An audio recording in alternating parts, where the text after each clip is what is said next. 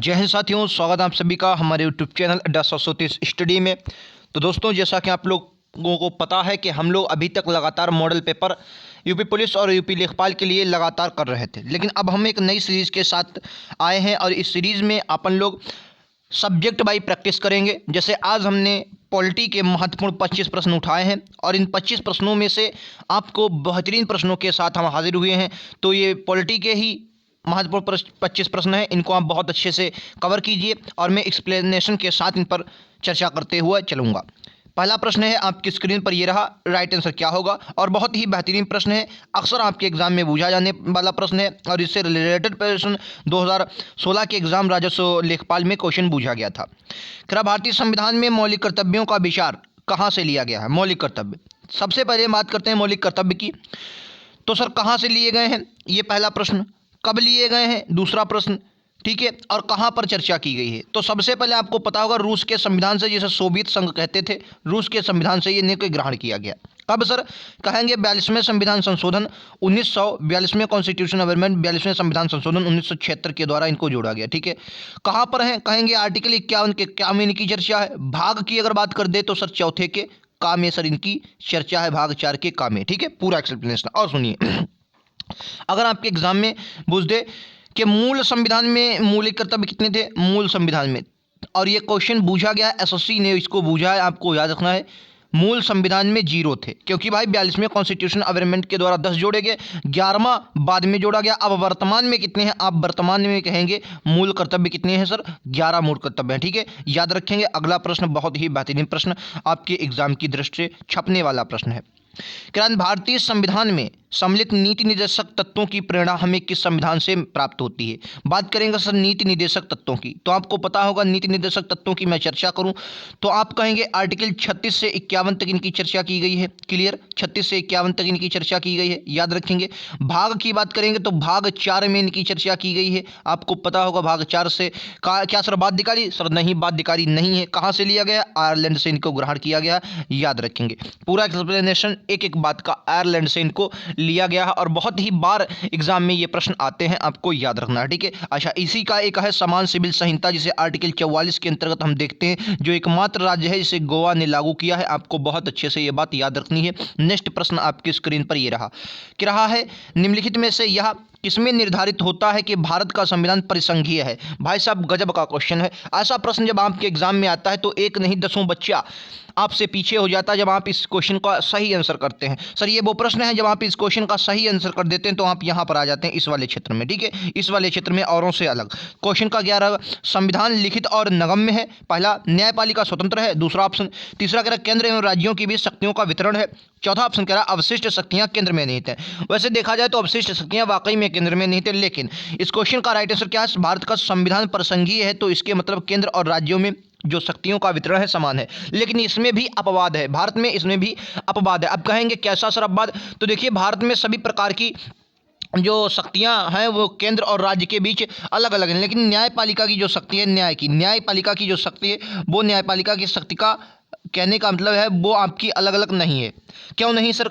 आप इतने high court से आप मान लिया संतुष्ट नहीं है, फिर आप सुप्रीम कोर्ट जाते हैं। ठीक है, तो कहने का मतलब है भारत में न्यायपालिका पृथक्करण नहीं है, न्यायपालिका का मतलब शक्तियों का न्यायपालिका के अनुसार बंटवारा नहीं है। ये बात आपको याद रखनी है। क्वेश्चन का राइट आंसर तीसरा होगा। ठीक है, अगला प्रश्न, क्या भारत में प्रजातंत्र इस तथ्य पर आधारित है कि संविधान लिखित है, यहाँ मौलिक अधिकार प्रदान किए गए हैं, जनता से सरकारों को चुनने तथा बदलने का अधिकार है, यहाँ पर राज्य के नीति निर्देशक तत्व है। प्रजातंत्र का क्या मतलब है? प्रजातंत्र का मतलब क्या है? लोकतंत्र, प्रजातंत्र तो क्या है सर? जनता से प्राप्त को चुनने तथा बदलने का अधिकार होता है। ये इस क्वेश्चन का राइट आंसर होगा तीसरा। जनता से सरकारों को चुनने और बदलने का अधिकार पूरा पूरा होता है। हम लोग वोट डालने जाते हैं। अच्छा, कमेंट बॉक्स में बताना है कि संविधान के अनुसार पहले हमारी मूल संविधान में जो मताधिकार की आयु थी 21 थी, 21 से 18 मताधिकार की आयु कब की गई? आपको कमेंट बॉक्स में छाप देना है। ठीक है, क्वेश्चन का राइट आंसर देना है। अगला प्रश्न आपकी स्क्रीन पर ये रहा, कह रहा भारतीय संविधान में है 350 से अधिक आर्टिकल, 300 से 350, 400 या 500। तो ये तो लट्टू सवाल है, आपको पता होगा 350 से अधिक आपके आर्टिकल देखने को मिलते हैं। इस वाले सवाल पर हम ज़्यादा चर्चा नहीं करेंगे। अगला प्रश्न देखेंगे और बहुत ही बेहतरीन प्रश्न है। क्या लोकसभा के प्रथम अध्यक्ष कौन थे? बात करेंगे सर लोकसभा के प्रथम अध्यक्ष की। देखिए लोकसभा का जो अध्यक्ष होता है, कोई इसका अलग से चुनाव नहीं होता। जैसे हम लोग क्या करते हैं, लोकसभा में सांसद बैठते हैं सर, सांसद जिन्हें हम लोग वोट डालते हैं, तो सांसदों में से किसी एक सांसद को चुन लिया जाता है जो लोकसभा का अध्यक्ष बनता है। क्या होते हैं सर इसके कार्य? तो लोकसभा में शांति बनाए रखना, लोकसभा में मतदान करवाना, ऐसे कुछ मुख्य कार्य करते हैं सर। इसको जो कहने का मतलब जिन्हें कहते नहीं क्या क्या कहने का मतलब है क्या क्या दिए जाते हैं, तो आपको हमेशा याद रखना है वही इनके पास पावर होती हैं जो एक सांसद के पास होती हैं, और वही वेतन भत्ते मिलते हैं जो एक सांसद को ही मिलते हैं। ठीक है, ये भी बात आपको याद रखनी है। ठीक, बहुत इंपॉर्टेंट है प्रश्न। राइट आंसर क्या होगा? जीवी मावलंकर होगा, ये तो आपको पता होगा। जीवी मावलंकर लोकसभा के प्रथम अध्यक्ष थे। एक बात और, लोकसभा के अगर आर्टिकल की बात करें तो आपको याद रखना है आर्टिकल 81 में इसकी चर्चा की गई है। ये कैसा है? ये स्थायी सदन है, सॉरी अस्थायी सदन है। कि क्या हो जाता है, इसका विघटन हो जाता है, अस्थायी सदन है। ठीक है, और कैसा याद रखेंगे? अस्थायी सदन है, विघटन हो जाता है। कार्यकाल तो आपको पता होगा 5 वर्ष। ठीक है, याद रखेंगे। नेक्स्ट प्रश्न कह रहा सर्वोच्च न्यायालय के प्रथम मुख्य न्यायाधीश कौन थे? बोलेंगे सर्वोच्च न्यायालय के प्रथम मुख्य न्यायाधीश कौन थे? KH बांगचू, हीरालाल जेकाणिया, YV चंद्रचूड़ या नन ऑफ दीज? क्या होगा राइट आंसर? तो आपको यह भी प्रश्न पता होगा, हीरालाल जेकाणिया जो थे वो सर्वोच्च न्यायालय के प्रथम मुख्य न्यायाधीश थे, याद रखेंगे। ठीक है, नेक्स्ट प्रश्न आपकी स्क्रीन पर ये रहा। क्या राष्ट्रपति सर्वोच्च न्यायालय के अन्य न्यायाधीशों की नियुक्ति किसके परामर्श से करता है? राष्ट्रपति जो है वो अन्य न्यायाधीशों की जो नियुक्ति करता है किसके परामर्श से? भारत के महान्यायवादी के? गलत है। उच्च न्यायालय के? नहीं भैया, सर्वोच्च न्यायालय के न्यायाधीशों से। अच्छा, एक बात और भी याद रखना है, वैसे ऑप्शन इसमें दिया नहीं, वैसे कॉलेजियम के बारे में आपने अगर पढ़ा हो, कॉलेजियम के बारे में आपको जरूर पढ़ना है। पॉलिटी में आप जाएँ, कॉलेजियम यही न्याय व्यवस्था में जब जाएंगे इस चैप्टर में तो आपको कॉलेजियम देखने को मिलेगा, उसे आप जरूर पढ़ें। क्योंकि अगर आप देखेंगे कि सर्वोच्च न्यायालय में कोई भी न्यायाधीश अगर मुख्य न्यायाधीश चुना जाता है वो कॉलेजियम के अनुसार ही चुना जाता है। फिलहाल इस क्वेश्चन का राइट आंसर तीसरा ही होगा, याद रखेंगे। बहुत ही बेहतरीन प्रश्न है। नेक्स्ट प्रश्न आपकी स्क्रीन पर ये रहा। राइट आंसर क्या होगा? कह रहा भारत के नियंत्रक एवं महालेखा परीक्षक का कार्यकाल क्या होता है? 6 वर्ष की आयु, 6 वर्ष की आयु तक, या 6 वर्ष या 6 वर्ष या 65 वर्ष की आयु तक? देखिए आपको याद रखना है पूर्ण हो, यही होगा इससे। और ये एक का नहीं, लगभग बहुत से लोगों जैसे महान्यायवादी हो गया, और आपका जो चुनाव आयोग के मुख्य अध्यक्ष होते हैं। चुनाव आयोग में क्या होता है? एक अध्यक्ष होते हैं और 2 सदस्य होते हैं। ठीक है, 2 क्या होते हैं? सदस्य होते हैं। ठीक है, 2 सदस्य होते हैं चुनाव आयोग में। चुनाव आयोग के जो एक अध्यक्ष होता है उनका कार्यकाल यही होता है, लेकिन जो 2 सदस्य होते हैं उनका होता है 6-62, याद रखेंगे। 6 वर्ष या 62 वर्ष एज, ये 2 सदस्य जो होते हैं आपको याद रखना है। ठीक है, ये इंपॉर्टेंट प्रश्न है। और बाकी नियंत्रक एवं महालेखा परीक्षक का आर्टिकल कितना है कमेंट बॉक्स में आप छाप देंगे। और मैंने अभी जो प्रश्न आपसे पूछा था कि मताधिकार की आयु 21 से 18 कब की गई, तो आपको याद रखना है 61वें कॉन्स्टिट्यूशन अमेंडमेंट में, 61वें संविधान संशोधन के द्वारा 21 से 18 की गई थी मताधिकार की आयु, आपको याद रखना है। अच्छा प्रश्न है। अगला प्रश्न कह रहा है भारत निम्नलिखित में से किस अनुच्छेद के में शिक्षा का अधिकार की व्याख्या की गई है? शिक्षा के अधिकार निम्नलिखित में से किस संविधान में, निम्नलिखित में से किस अनुच्छेद में संविधान शिक्षा के अधिकार की व्याख्या की गई? अनुच्छेद 5, 12, 23 या अनुच्छेद 20 का है? तो राइट आंसर क्या होगा? अनुच्छेद 21। ठीक है, याद रखेंगे। कब जोड़ा गया अभी आगे मैं बताऊंगा, आगे प्रश्न है इसके बारे में। याद रखेंगे शिक्षा के अधिकार को 21 के अधिकार में मान्यता दी गई है, याद रखेंगे। ये बात आपको बहुत अच्छे से याद रखना है।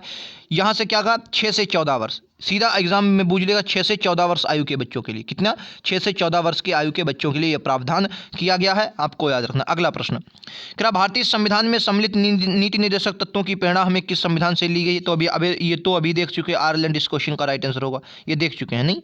चलो अगला प्रश्न, ये भी देख चुके हैं, कुछ रिपीटेड क्वेश्चन। ये लीजिए अगला प्रश्न। अच्छा प्रश्न देखिए, भारत का संविधान कैसी नागरिकता प्रदान करता है? बात सर पहले हम सब नागरिकता की कर लें। नागरिकता के बारे में आपको अगर पढ़ा हो, आपने पढ़ा हो, तो सब सीधा सीधा कहा गया भाग कौन सा है? कहेंगे भाग 2 में नागरिकता की चर्चा की गई है। आर्टिकल सर कितना है? तो कहेंगे 5 से 11 तक आर्टिकल की चर्चा की गई है। एकल नागरिकता का प्रावधान, दोहरी नागरिकता का प्रावधान, नागरिकता से संबंधित कोई प्रावधान नहीं, तो भाई गलत बात है। बहुल नागरिकता प्रदान, ये भी बात है। तो आपको याद रखना है भारत जो है ये एकल नागरिकता का प्रावधान करता है। कहाँ पर? एकल नागरिकता। और ये प्रावधान हमने सर कहाँ से लिया गया है? कहेंगे ये प्रावधान हमने ब्रिटेन से हासिल किया। कहाँ से? ब्रिटेन से। याद रखेंगे ब्रिटेन से लिया है एकल नागरिकता का प्रावधान। यह आपको याद रखना है। बेहतरीन प्रश्न आपके एग्जाम के लिए हो जाता है। अगला प्रश्न बहुत ही बेहतरीन प्रश्न है, इसको आप पढ़िए, मैं भी आपको दिखाता हूँ, ऑप्शन दिखा रहे हूँ। कह रहा सरकार का वर्गीकरण संसदीय तथा अध्यक्षीय रूप में किया जाता है। किस अनुसार से आप कह सकते हैं कि सरकार का वर्गीकरण जो है वो संसदीय और अध्यक्षीय रूप में किया गया है? ऑप्शन देख लीजिए सर, ऑप्शन पर चर्चा के लिए। ऑप्शन पहला क्या कह रहा है? पहला ऑप्शन कह रहा है विधायिका तथा कार्यपालिका के बीच संबंध आधार होता है। ठीक है, नेताओं और नौकरशाहों के बीच संबंध आधार होता है, लिखित और लिखित संविधान के आधार पर, कठोर एवं लचीले संविधान के आधार पर। तो इसमें तो आप सिर्फ अगर पॉलिटी को आपने पढ़ा है तो ऐवे ही लगा सकते हैं। ऑप्शन के अनुसार राइट आंसर क्या होगा? विधायिका तथा कार्यपालिका के बीच संबंध आधार करने से आप कह सकते हैं कि हाँ, सरकार का जो वर्गीकरण है वो संसदीय और अध्यक्षीय आधार पर किया गया है। आपको बहुत अच्छे से याद रखना है, इस क्वेश्चन का राइट आंसर पहला ही होगा। ठीक है, नेक्स्ट प्रश्न आपकी स्क्रीन पर ही रहा, छपने वाले प्रश्नों में से है। क्या भारतीय संविधान सभा का जो सभा की प्रथम बैठक हुई है कब हुई थी? भारतीय संविधान सभा की प्रथम बैठक बात करेंगे सर। देखिए सबसे पहले आपको याद रखना जो संविधान सभा बनी थी, संविधान सभा, ये किसके अनुसार? ये कैबिनेट मिशन प्लान आया था। कब? कैबिनेट मिशन प्लान आया था, याद रखें कैबिनेट मिशन प्लान आया था। अच्छा, कैबिनेट मिशन आया कब आया सर? कैबिनेट मिशन कहेंगे 1946 में आया था, 1946 में आया था, याद रखेंगे। एक बात और मेरी आपको याद रखना है सर, जो कैबिनेट मिशन आया इसमें 3 अंग्रेज अधिकारी आए थे। कौन कौन से? स्टेफोर्ड क्रिप्स, एवी अलेक्जेंडर और सर पैथिक लॉरेंस। फिर से सुनिए, स्टेफोर्ड क्रिप्स, एवी अलेक्जेंडर और सर पैथिक लॉरेंस, ये 3 अंग्रेज अधिकारी आए थे किसने? कैबिनेट मिशन प्लान में, और इसी के द्वारा संविधान सभा का गठन हुआ। ठीक है, संविधान सभा की पहली बैठक 9 दिसंबर 1946 को होती है, और इसी के इसमें जो थे डॉक्टर सच्चिदानंद सिन्हा को अस्थायी अध्यक्ष बनाया जाता है। ठीक है, सच्चिदानंद सिन्हा को अस्थायी अध्यक्ष बनाया जाता है। दूसरी बैठक 11 दिसंबर 1946 को होती है, और इसके अध्यक्ष जो बनाया गया वो फिर स्थायी अध्यक्ष हो गए थे। कौन? राजेंद्र प्रसाद जी, डॉक्टर राजेंद्र प्रसाद जी हो गए थे, याद रखेंगे, डॉक्टर राजेंद्र प्रसाद जी हो गए थे 11 दिसंबर को। ये बात आपको बहुत अच्छे से याद रखनी है। अगला प्रश्न आपकी स्क्रीन पर ये रहा, कह रहा कोई अकेला मंत्री किसके द्वारा हटाया जा सकता है? अच्छा प्रश्न है। देखिए मंत्रिपरिषद जो होती है सामूहिक रूप से, आपने आर्टिकल 75 पढ़ा होगा, सामूहिक रूप से किसके? लोकसभा के प्रति उत्तरदायी होती है। और मंत्री जितने भी बनाए जाते हैं वो प्रधानमंत्री की सिफारिश के आधार पर राष्ट्रपति द्वारा बनाए जाते हैं। और वैसे तो मंत्रिपरिषद को अगर हटाया जाता है तो सरकार गिर जाती है, लेकिन एक मंत्री को, अकेले मंत्री को हटाना होता है तो राष्ट्रपति इसको हटा सकता है। आपको याद रखना है, ये प्रश्न आपके एग्जाम में चौंकाने वाले प्रश्नों में से है। ठीक है, याद रखेंगे। अगला प्रश्न आपकी स्क्रीन पर ये रहा, तेरा यूपीएससी के चेयरमैन को कौन हटा सकता है? यूपीएससी के चेयरमैन को कौन हटा सकता है? तो ये भी भैया कौन हटा सकते हैं? राष्ट्रपति जी ही हटा सकते हैं, याद रखेंगे। राष्ट्रपति से रिलेटेड आपको आर्टिकल पता होने चाहिए, जैसे सबसे मोस्ट इंपोर्टेंट आर्टिकल है 52, इनके पद की चर्चा की 52। एक आपको याद रखना 53, एक कौन याद रखना 53, एक आपको 61 याद रखना, एक आपको 60 याद रखना, एक आपको 72 याद रखना। ये तो मतलब याद ही रखने हैं। ठीक है, ये याद ही रखने हैं। 52 में क्या गए? 52 में इनके पद की चर्चा गई। 53 में कहा गया है कि कार्यपालिका के प्रमुख होंगे, राष्ट्रपति कार्यपालिका का प्रमुख होगा। ठीक है, कार्यपालिका का क्या होगा? कार्यपालिका का प्रमुख होगा, ये बात आपकी याद रखनी है। ठीक है, 61 में महाभियोग की चर्चा की गई है, महाभियोग की चर्चा की गई। और महाभियोग कब लगता है? महाभियोग सिर्फ और सिर्फ संविधान के उल्लंघन पर। 60 में शपथ की बात की गई है, आपको याद रखना, शपथ की चर्चा की गई। और 72 में कहा गया है कि मतलब क्या उसे सजा माफ़ करने वाले। ठीक है, सजा जो माफ़ की जाती है उसके अंतर्गत आर्टिकल 72 का प्रयोग किया जाता है। आप किसी भी राष्ट्रपति जी किसी भी क्षमादान शक्ति, क्या इसे कहते हैं? क्षमादान शक्ति, क्षमादान शक्ति कहते हैं। ठीक है, क्षमादान शक्ति कहा जाता है आर्टिकल 72। ये आपको 4-5 आर्टिकल याद रखने हैं, इनसे क्वेश्चन पूछ लेता है। अच्छा, कमेंट बॉक्स में आपको बताना है आर्टिकल 123 क्या है, आर्टिकल 123 क्या है, कमेंट बॉक्स में छाप देना, राष्ट्रपति जी से ही रिलेटेड है। ठीक है, अगला प्रश्न, क्या भारत में संघ राज्यों का प्रशासन कौन करता है? बोलेंगे भारत में जो संघ राज्य होते हैं, मतलब केंद्र शासित प्रदेश कह सकते हैं इन्हें, कौन होता है? तो याद रखेंगे, तो आपको लट्टू सवाल है, कौन? राष्ट्रपति होता है। ठीक है, इस क्वेश्चन का बिल्कुल करेक्ट और बेहतरीन प्रश्न है, आपके एग्जाम की दृष्टि बहुत ही महत्वपूर्ण। अगला प्रश्न कह रहा है भारत में किस वर्ष रेल बजट और आम बजट अलग अलग पेश किया जाना शुरू किया गया था? बजट की बात करें तो बजट की चर्चा हमारे संविधान में कहीं पर नहीं है। ठीक है, संविधान में अगर हम बात करें बजट की चर्चा तो कहेंगे संविधान में बजट की चर्चा कहीं पर नहीं है, बल्कि इसकी जगह पर क्या कहा गया? इसकी जगह पर वार्षिक वित्तीय विवरण कहा गया। क्या कहा गया सर? वार्षिक वित्तीय विवरण कहा, वित्तीय विवरण की चर्चा की गई है। बजट में, हमारे संविधान में बजट की चर्चा कहीं पर नहीं की गई है। 1924 में क्या हुआ? रेल बजट और आम बजट को अलग अलग पेश करना स्टार्ट हुआ। आपको याद रखना, कब सर? 1924 में रेल बजट और आम बजट को अलग करना स्टार्ट हुआ कब सर? 1924 आपको रट लेना है, ठीक है। बेहतरीन प्रश्न आपके लिए ये रहा। अगला प्रश्न मैंने आपको बताया था कि मैं लेकर आया हूं कि 86वां संविधान संशोधन द्वारा शिक्षा का अधिकार किस अनुच्छेद में दिया गया? तो क्या है सर? 21 का में। तो कौन सा आर्टिकल था? आपको याद रखना, 46वां संविधान 86वां संविधान संशोधन था, याद रखेंगे, ठीक है। 86वें संविधान संशोधन के द्वारा 21 का जोड़ा गया था, आपको बहुत अच्छे से याद रखनी है। छपने वाले प्रश्नों में से ये प्रश्न होते हैं जो आपके एग्जाम में अक्सर पूछे जाते हैं। नेक्स्ट प्रश्न, कुरा योजना आयोग कब बनाई गई? योजना आयोग कब बनाई गई? देखिए योजना आयोग का मुख्य कार्य क्या था? देखिए योजना आयोग जो बनाई गई तो कह सकते हैं योजना आयोग योजना तैयार करने के लिए बनाई गई। हमारा जब देश आज़ाद हुआ बहुत सी हमें तकलीफ़ें हुई, तो किसी न किसी तरीके से हमें योजना बनाना बहुत इंपॉर्टेंट था, इसलिए योजना आयोग का गठन किया गया। अच्छा, अब आप कहेंगे सर योजना आयोग फिर 2015 में से भंग क्यों कर दिया गया? ये भी बात, क्योंकि योजना आयोग का 2015 में नाम बदल कर क्या कर दिया गया? नीति आयोग कर दिया गया। आपको पता होगा नीति आयोग कर दिया गया। अच्छा, योजना आयोग में क्या था सर? योजना आयोग में जो अध्यक्ष होते हैं वो कौन होते हैं? प्रधानमंत्री जी ही या इसके अध्यक्ष होते हैं, ये बात आपको याद रखनी है। और उनके अलावा उपाध्यक्ष होते हैं और सीईओ होते हैं। पहले उपाध्यक्ष कौन थे आपको कमेंट बॉक्स में बताना है। तो गुलजारी लाल नंदा योजना आयोग के पहले उपाध्यक्ष, जबकि जवाहरलाल नेहरू पहले क्या थे? अध्यक्ष थे, ठीक है। अच्छा, इसमें कमी क्या रही? इसमें कमी यही थी कि योजना बनाता है प्लानिंग कमीशन, मतलब योजना बनाते हैं, लेकिन राज्यपालों की इसमें नियुक्ति नहीं हुई, इसलिए फिर राष्ट्रीय विकास परिषद का गठन किया गया था। ये भी बात आपको याद रखनी है। लेकिन याद रखना है 1950 में योजना आयोग का गठन किया गया था। दूसरा इस क्वेश्चन का बिल्कुल करेक्ट आंसर है। जब इकोनॉमिक्स का कोई चैप्टर हम लेकर आएंगे तो आपको बहुत अच्छे से पढ़ाएंगे कि योजना आयोग में क्या खामियां रही थी, हालांकि क्यों इसमें फिर बाद में राष्ट्रीय विकास परिषद क्यों बनाई गई, ये सब बातें बताएंगे, लेकिन अभी नहीं, ठीक है। अभी वीडियो ज़्यादा लंबा होगा। अगला प्रश्न, ये प्रश्न कन्फ्यूजन वाला प्रश्न है कि अखिल भारतीय हरिजन संघ की स्थापना निम्नलिखित में से किसके द्वारा की गई? अभी हम यहाँ पर अगर आपका एक ऑप्शन दे देते कि डॉक्टर BR अम्बेडकर, यहाँ पर ऑप्शन दे देते तो 50 लड़के वहाँ पर जाते, लेकिन आपको याद रखना है